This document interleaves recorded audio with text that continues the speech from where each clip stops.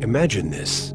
You enter a room, and without uttering a word, the crowd parts, not out of fear, but silent respect.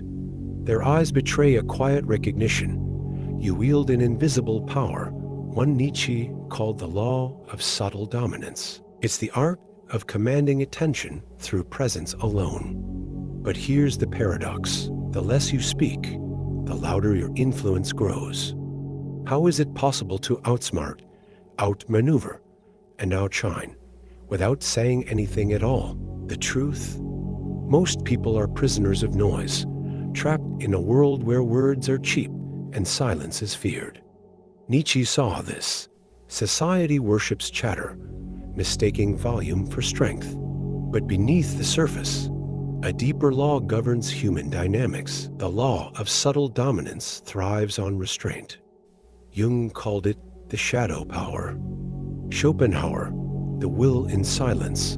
The more you surrender to the compulsion to explain, the weaker your influence becomes. Why? Because true power lies in the unspoken. Silence is a mirror. It reflects others' insecurities back at them. When you refuse to fill the void with nervous words, they unravel first. Cognitive biases betray them. The halo effect makes your stillness seem like wisdom, while confirmation bias twists your silence into unspoken superiority. Society conditions us to fear quiet, to mistake it for weakness.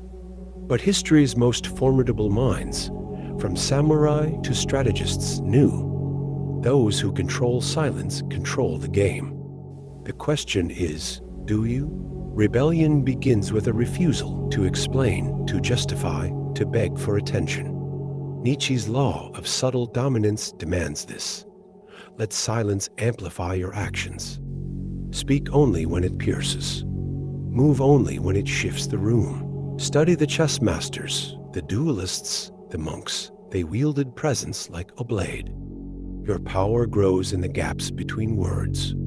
The world will rush to fill them, exposing their weakness. Will you let them? Here is the secret. Dominance was never about force. It was about perception.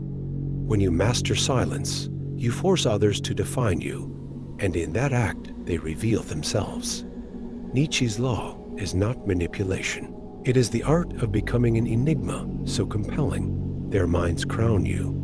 The final truth, the strongest voice speaks without sound.